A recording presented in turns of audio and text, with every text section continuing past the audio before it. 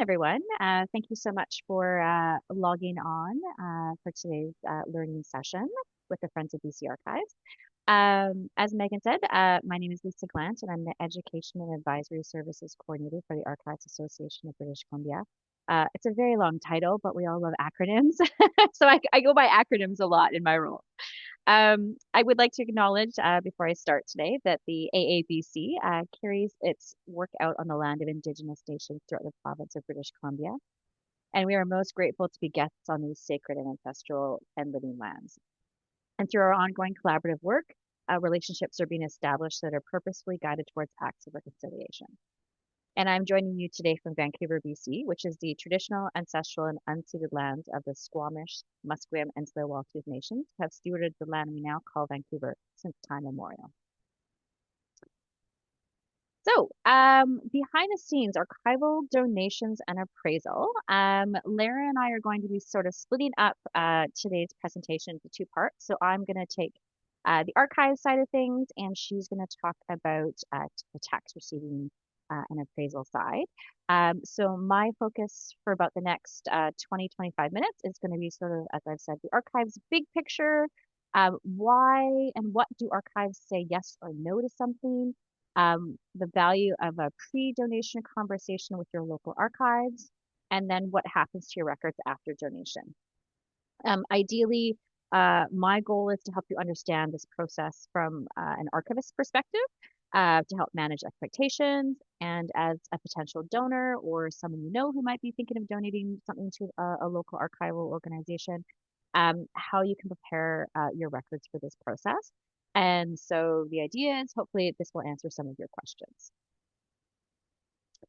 So when we talk about archives work, there are a lot of things that we do. I often share this visual when I do archival workshops. There's a lot of different roles and responsibilities that archivists have. Some of it is very forward-facing, but a lot of our work is behind the scenes. So that's why our profession seems very mysterious at times. Who knows what they do downstairs in the basement? So I'm going to shed a little light on that for you guys today. So it's a really dynamic and robust profession. A lot of the things we do. And the day-to-day basis, right, can be very different, very dynamic. It just depends on what's on the to-do list and who walks through the door. So on top of just, right, managing an archival program, we look at bringing in and appraising records potentially. There's administrative paperwork that happens in the accessioning phase. We look at arrangement and description and preservation tasks, providing access to our donors, to potential researchers. And then a lot of the work we do is advocacy and outreach. And this happens, from what I found, continually Monday to Friday, 9 to 5, but also the evenings, the weekends, all those little moments where people, ask what we do and, why is it important that we preserve the records that are under our stewardship. So it's really dynamic. And sometimes an archival organization will have a robust staff, a number of different people, and then each of these sort of tasks will be divided into someone just focusing on that role and those responsibilities very specifically. But in a lot of cases, especially throughout British Columbia, it is a very small team, if not just one person, who's doing all of these things. And how much our capacity is also dictated by resources and budget and policies and procedures that we are following for our organization. So all of these things are happening very overlapping concurrently. Sometimes of those days where it feels crazy all at the same time. But our end goal is always this idea of access and preservation to records under our care for the long term.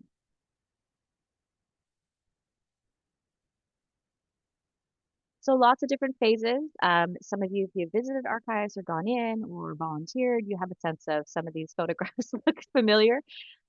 All of these stages come with different best practices in terms of how we handle and care and treat for the records under our stewardship.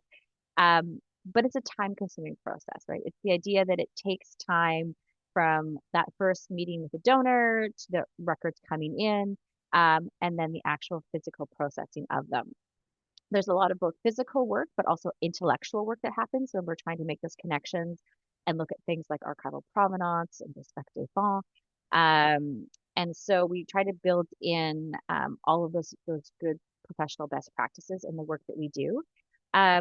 And realistically, when a donation is new to us, these processing steps don't always happen overnight. Sometimes it could take weeks, months, if not years. It depends on the complexity and where that donation is put in a priority of processing records. Many archives throughout the province have an existing backlog of records through various reasons why that's grown. Whether when the organization was started, there was a lot of staff, or there was maybe only one person, or it was tasked to someone sort of off the corner of their desk to like run the archives on their, for 3 hours on a Friday afternoon. So you can imagine how timing and capacity over the years leads to a backlog of material. So maybe just I like to think of it as a public service announcement. Be kind to your local neighborhood archivists and archives volunteers because we're doing a lot of work behind the scenes, but uh, we have a bit of a pressure always to keep that slow, steady pace of working through our backlog that we have so that we can provide access to our records that we have.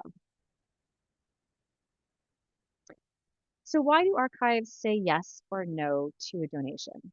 There are a number of reasons, and these are the things that we think about when we have these initial conversations with potential donors. So we think about what our archive organizational mandate is. Do we have an acquisition or a collections policy? Um, this idea that was very prevalent in the past of having funding to purchase record donations. We'll talk about that in a little bit. What does it mean versus a donation versus a loan of records? And sometimes we have to politely decline, but there's still work involved and we do our best to find a suitable home or contacts for where that donation could be considered somewhere else. So consistency in following policies and procedures is an important part of sound and meaningful archival practice.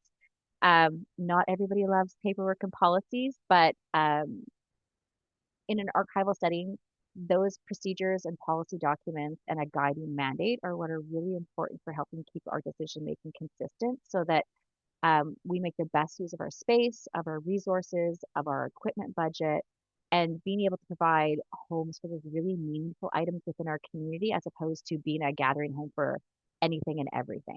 And appraisal and saying yes or no to donations is a really hard thing to do because there are so many great things out there, but we just can't be the home for absolutely everything. So we have to use our mandate and what our collection policy guides us on to make some of these decisions when a potential donation comes into an archival space.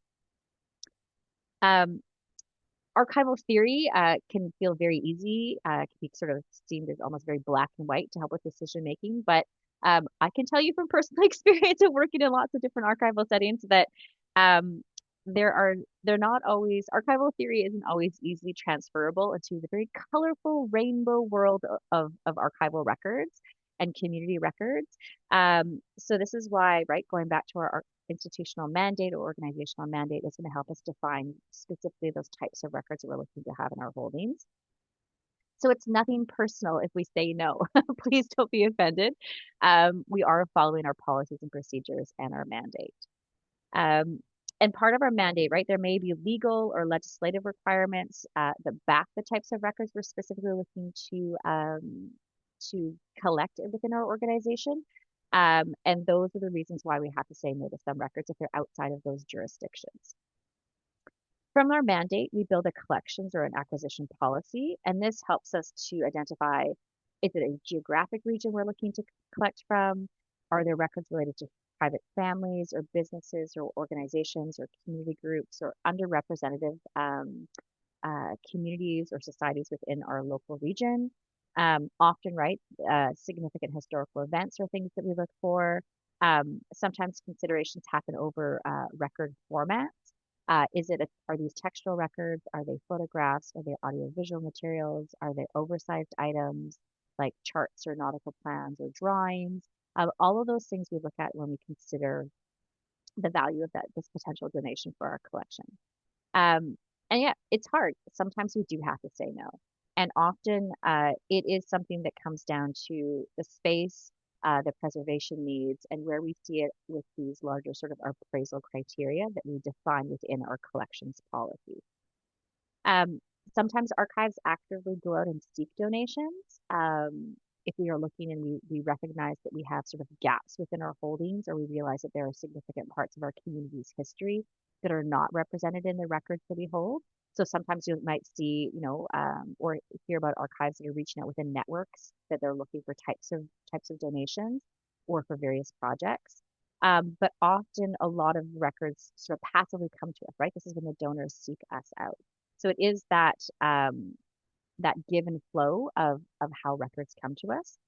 Um, when we this idea of purchasing archival records, this there most I, most if not all museums or archives or galleries in some capacity used to have purchase budgets.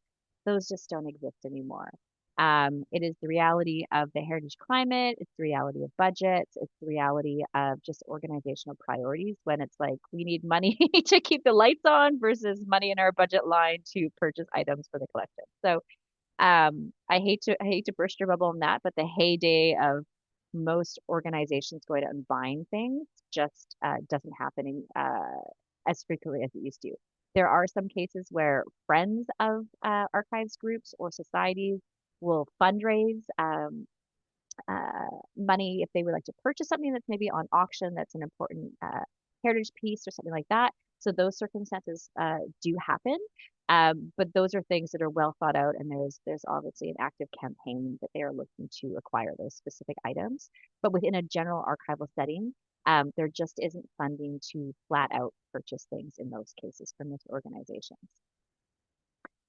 A donation versus a loan is a serious consideration that a lot of archives and archivists think about when potential items are introduced or proposed for our collection as a donation. Um, Loans used to be really common, again, within sort of the heritage spaces within museums and archives. But the legal landscape now makes those very difficult for most organizations to accept, unless it's for something very specific for an exhibit time frame. It's hard because bringing items into your collection that you don't have legal ownership over makes it really tricky if things get damaged or something accidentally is like lost or stolen because we don't have the legal ownership over them to provide that be able to make those decisions in terms of we might not be able to provide access to them. We don't own them, so do we provide preservation care for them? Are we spending money to buy equipment and supplies so that we can access them or rehouse them? So most archives will tend now to move away from a loan process or a loan transition, just because it leaves you too open for a lot of um, it leaves you with no standing if something was to happen to those records through an unexpected disaster or emergency crisis. Um, so, right, thinking about that, if as a potential donor, if you're not ready to donate something to an archive, that's okay. There's nothing wrong with that. Over the years I've worked with, certainly had many meetings with donors where they're kind of wanting to size you up first, figure out do they feel comfortable with you before they, hand over all their precious items. But from an archives perspective, we prefer to have everything brought in as one donation together. Because for us, right, we're looking for the stories, the context, the background, the connections, and the bonds between the records. It's much easier for us to make a donation decision if we have all of the records with that context and be able to look at them all together within um, uh, that consideration. Getting things sort of one file or one photograph or one letter at a time. Um, it's difficult to keep track of things, honestly, right? You think about it, one singular photograph or one letter or one document. Um, Things can get misplaced, they can get misfiled accidentally. We certainly don't want to do that. So for us, um, having a donation conversation, if it's not the right time to have everything donated at one time together, that's okay. We're not offended. We hope you're not offended by the process. Um, but for us, that's ideally what we're looking for is this one-time donation of things that is the legal ownership is transferred over to the archive. So then we know we have the ability to undertake preservation, provide access, and give it sort of a good, worthy spot on that really expensive real estate that's in the back, right? Our archival storage area. So this is where I think it's really valuable for donors to have a donation conversation with your local archive. Um, just showing up on our doorstep, you might not be able to meet with us. We may have different schedules. We could be in meetings. We might have our sort of our reference work area already filled with volunteers or other things that are happening in that sort of that archival meeting space. So reaching out and talking to the archivist first, and having a bit of a conversation, whether you're sending in photographs of what you have, bringing in some examples of things, and being able to provide an estimate of how much you have and the different formats that it's in is a really important part of this decision-making process for us. Right? It allows us then to ask those kinds of questions, describe some of our processes we go through, what it says on our deed of gift form, or is it a donor form? Those sort of terms are used interchangeably, but it could be an MOU, so a memorandum of understanding that could be in place with some materials. It depends on how that archives is situated with their paperwork and their policies and procedures for accepting potential donations. We're going to ask more about who and how and where and why these records were created, right? This idea of understanding the context and the original order of the records that's really important information that we're looking to get from you. We're going to talk about restrictions or privacy issues, or are there cultural access protocols that we need to know about within the archives that are going to impact how things are stored, who has access to them, how and where they can be used. Are they for research only? Is it exhibit use only? Can we put things online potentially with an online exhibit, for example? Or with cultural access protocols, what are the steps in place for that? Often many archives are stewards for a local Indigenous community, maybe that doesn't have an archival space set up yet. And so access to those records has to come from the community first, maybe through like a band council resolution or something first, before the archives knows they have permission for that researcher or that family or that person to get access to those records. So that conversation about restrictions or privacy is really key and really important. And so we can't have this conversation with you if you sort of do the archives dine and dash where you just drop them off at the front door and drive away, right? We want to talk to you. We want to get this background information from you. It's so, so, so important for us. And right, this is how we're going to talk about the reality of what a processing timeline looks like. Unfortunately, if you bring your records in on a Thursday, they're not going to be up on display by Tuesday next week. There are a lot of steps we go through behind the scenes to make sure we have that intellectual and physical control over the records first before we are able to comfortably provide access to them to the public. And part of this conversation, right, is going to be talking about if an appraisal is required. And this is what Lara is going to talk about. And there again is a timeline and a cost related to that. But really what it comes to, and I hope everybody had lunch, because looking at a picture of a hamburger on the screen might make your tummy go a little bit. But our goal is to help manage what those expectations are for everybody, so that a potential donor knows what's happening, sort of where this potential donation fits into our timeline, our processing priorities, and also that we can have that so that the donor themselves understand how and when and why records from their donation may be used. And one of the things too, I know that archives get asked a lot, is a preferred format for donating records.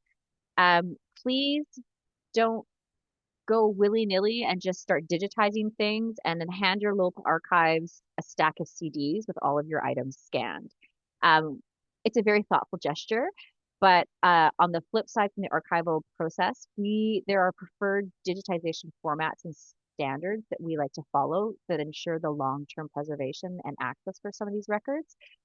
I, as an archivist, would be far happier to get 10 bankers' boxes of records, hard copy, from a donor versus a stack of 10 CDs with a bunch of scanned files on them. Because down the road now we have potential questions of file format, accessing software, having to migrate these files. And we may have equipment behind the scenes that we can use to digitize things with all of the archival settings that we need put into place so that we can ensure their long-term digital preservation and that those records, those digital files, are saved into our record keeping systems. So this is what's an important part of that pre-donation conversation. If you have that question of, I've got some time, I have some capacity, could I digitize some of these materials? Is that useful for you guys as part of considering our donation? That's a really good question to ask to the archives. And either they'll say, yes, here's maybe some guidelines to follow. We can help you with that so that the digital files that you're giving us are meaningful for us, sort of behind the scenes that in a format that we want to see. Or they might say, no, actually, like I said, the 10 bankers boxes are fine. I'm more than happy to deal with the hard copy files, and then we can choose to digitize the ones that we have flagged and know that are important to have a digital backup made for them. So that's part of that whole conversation process is managing expectations. And it's huge because we want to be open and transparent in the work that we're doing. But right, archives work is a little bit mysterious behind the scenes. So um, having the chance, to meet the staff there, have a coffee, talk about what you have, and um, being able to alleviate any misconceptions about what's going to happen to your records is all part of our job in identifying those key records that we're looking to have within our collection. If it doesn't fit our collections mandate, I have always done it where we within our, your local network of archives or museums, you know, actually it doesn't fit our mandate, but let me help you find somewhere that I think it might be a good fit, right? And so um, if an archives politely turns you down, just, follow up with a question. Is there someone else, another organization you think might be appropriate for this material? And if so, do you have a contact? And that's a great way to um, trying to find a suitable home, but not just saying, the closed door, thank you, don't talk to me again kind of idea. So um, please know we do our best, but in those times where we have to say no, it's because we have to do it for various reasons behind the scenes. And just wrapping up one of my last slides here. Once records are donated and accepted, there are quite a few steps then that get put into play that go in motion related to those records themselves. There's all the paperwork that gets signed for it. We assign an accession number so that we can track those materials within the system of where they are to be processed within our backlog.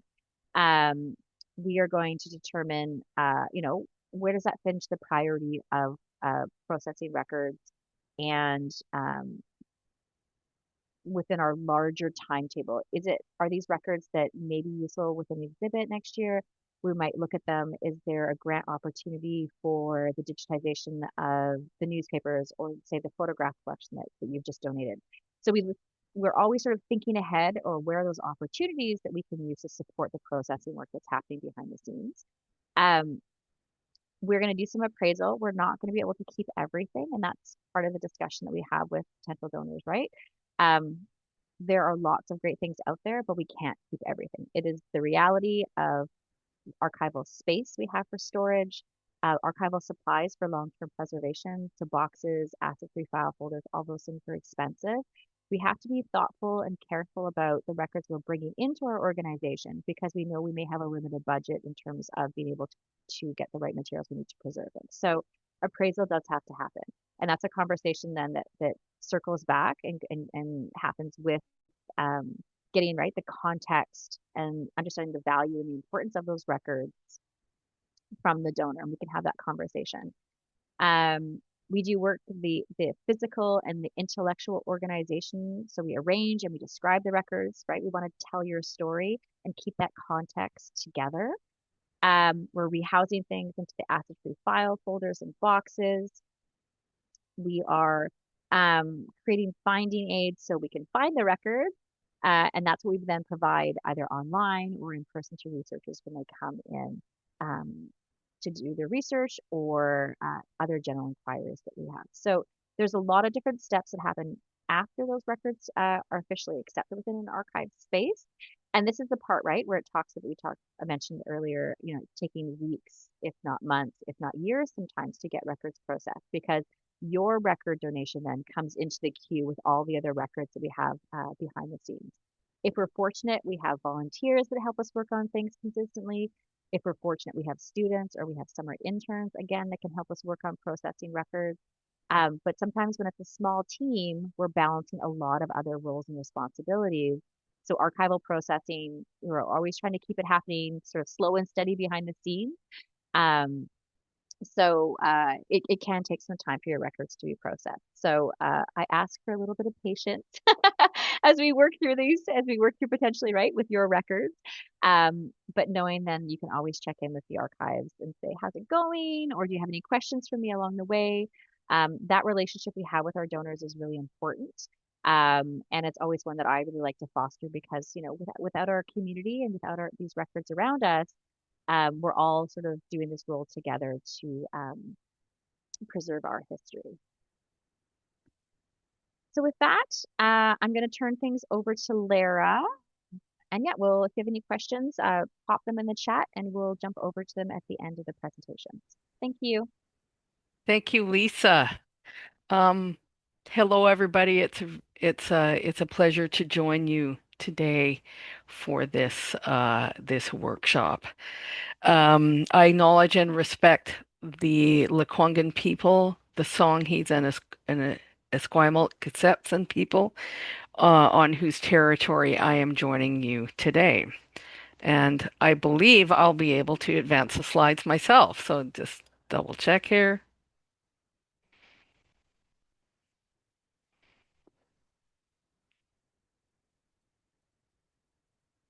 Stand by. Click.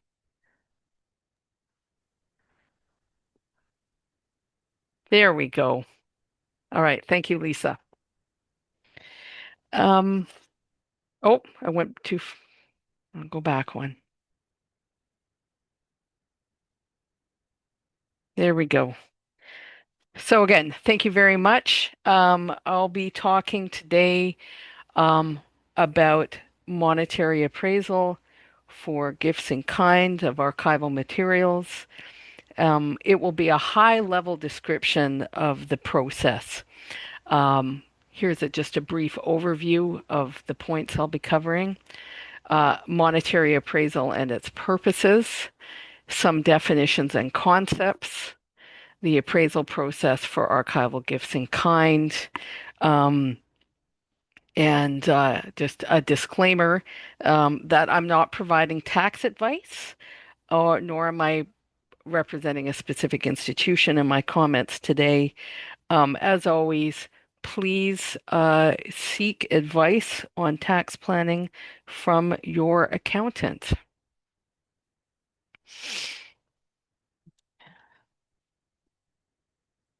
There we go.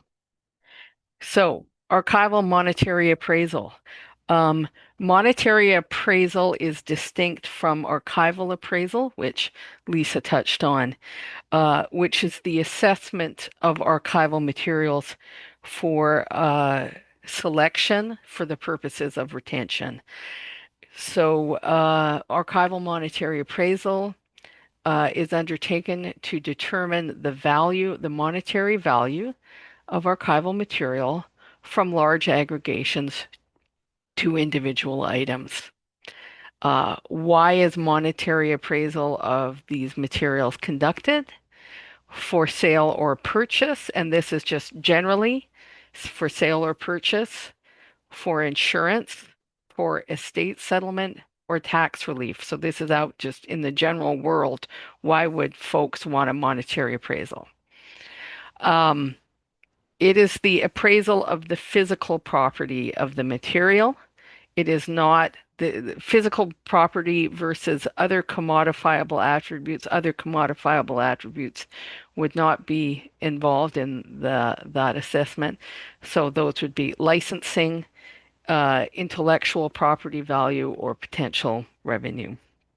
Um, I'll also say that often large aggregations of archival material may include published items, such as books or maps, or let's say uh, commercially published music, for instance. Okay.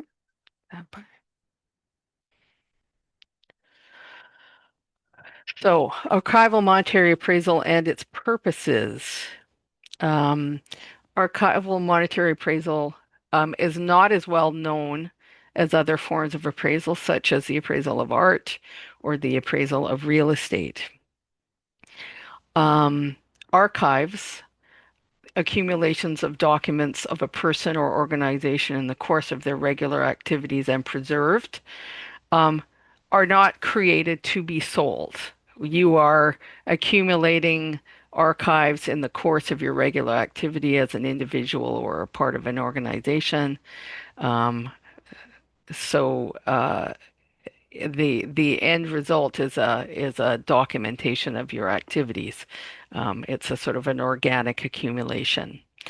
And the decision to work with an archival institution to potentially donate these archives, or the motivation must be the social good, right? To these materials can be used for research, learning, teaching, many endeavors that require access to primary sources.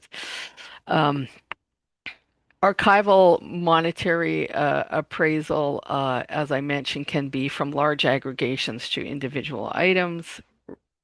Um, Large aggregations, archival fonds, which are all the documents created and received by a person or organization in the course of their activity and preserved, um, are rarely offered intact on the open market, but it does occur. What is more common is for small groups of material or individual items to be found are offered for sale or auction on the open market.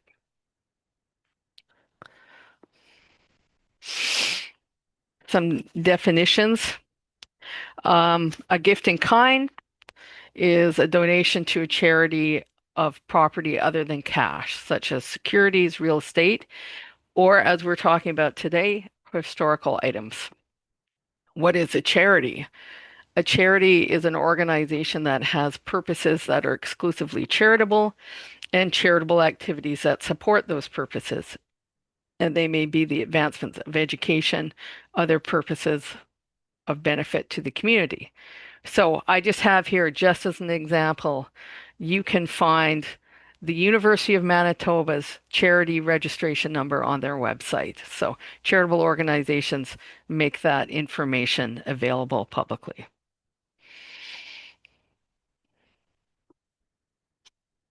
Okay, moving right along. So archival monetary appraisal seeks to determine a fair market value for material. And what is fair market value? Here are two definitions from the Government of Canada, one from the CRA and one from the Government of Canada in a section on charities and giving. So I'll just read this out. Generally, it is the highest dollar value or price a business, property, or other asset would sell for in an open and competitive market where a buyer and a seller are dealing at arm's length with each other. The second one, normally the highest price expressed in dollars, that property would bring in an open and unrestricted market between a willing buyer and a willing seller who are both knowledgeable, informed, and prudent, and who are acting independently of each other.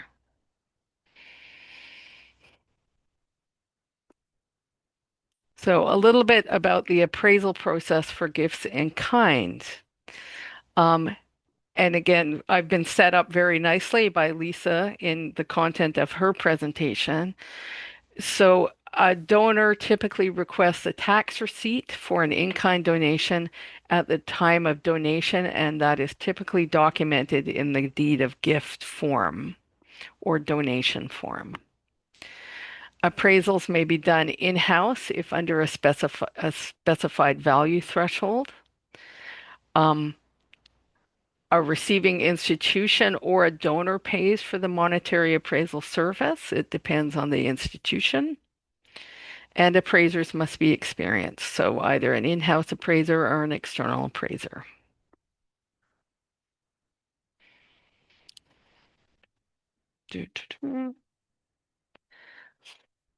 So what does the process entail for determining that valuation? It requires examination of the material, typically done in person, but it can also be documented. It can be examined also with appropriate digital representations of the material. Review of any finding aids that have been created, archival descriptions, and inventories. As Lisa has set out, sometimes it takes some time for this material to be inventoried, from weeks to months to years. Sometimes, obviously, somebody hoping for a tax receipt, there's want to make sure that it's inventoried and made available for appraisal purposes, in a timely manner. Um, There is a verification of quantities and extent. Again, it depends on the amount of material that is being considered for the monetary appraisal. And what does the research encompass? So the research that's undertaken by the person doing the valuation. Understanding the content and the significance of the material. So that can includes the subject matter, the persons represented, the aesthetic qualities, relationships to other archival fonds and collections of that may be related to similar people, similar subject matters, etc. Um, Understanding the quality and the condition and the completeness of the material. Again, this is in particular regarding completeness, with larger quantities. Also considering the rarity. Obviously, when we're dealing strictly with archival materials that are originals, primary sources, they are unique. Um, and identifying what, then this is key, identifying comparable materials and their fair market value through auctions and sales. Um, and there are various resources available to do that research. So again, it's because archives are unique, um, and not often on the open market.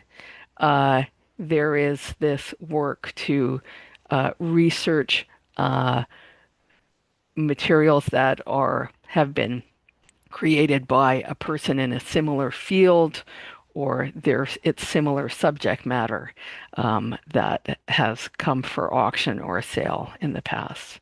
And then the provision of a appraisal report to the institution for the purposes of issuing a tax receipt. Um, I wanted to mention the National Archival Appraisal Board is a body established in 1976, that is created to provide appraisal services to Canadian cultural institutions. There is a website for NAB, and that's nab.ca. It outlines services, membership. It provides education for appraiser certification. I myself am a certified NAB appraiser.